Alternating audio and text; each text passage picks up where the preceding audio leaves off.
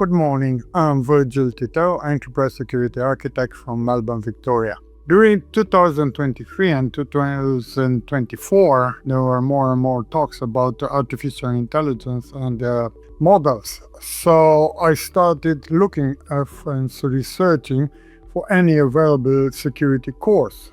And my search was stopped when I found a Practical DevSecOps Certified Artificial Intelligence Security Professional course. I registered and I waited for the course to be released. When it's being released, I was impressed with the depth and breadth of knowledge, with pace of the labs. Now, the labs are hands-on.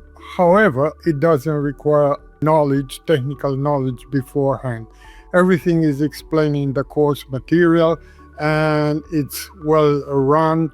Everything works. If you experience any confusion at any time, there's always support on hand, very prompt and very competent.